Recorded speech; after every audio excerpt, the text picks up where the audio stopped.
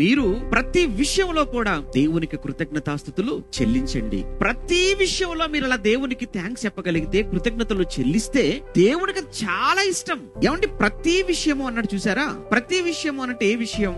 మనిషి జీవితంలో జరిగితే మేలైనా జరుగుతుంది, లేదు అనుకుంటే కీడైనా జరుగుతుంది. ప్రతి మనిషి జీవితంలో జరిగితే మంచి, లేదంటే చెడు జరుగుతుంది. నీవు మంచి జరిగినప్పుడు దేవునికి థ్యాంక్స్ చెప్పడం కాదు, నీ జీవితంలో కొన్ని సందర్భాలలో చెడు కూడా జరుగుతుంది.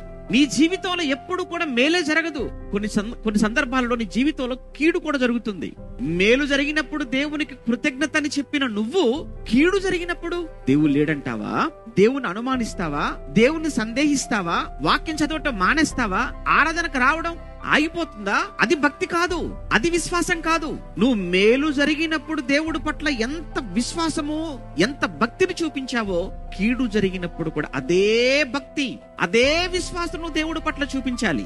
మంచి జరిగితే దేవునికి స్తోత్రం అని చెప్పిన నువ్వు, నీ జీవితంలో ఒకవేళ చెడే జరిగితే కూడా మంచిని ఎలా అయితే స్వీకరించావో, నీ జీవితంలో చెడును కూడా నువ్వు అలా స్వీకరించగలిగితే, అది దేవుని చిత్తము అంటే, దేవుని కృతజ్ఞతలు చెల్లించడము అనంటే.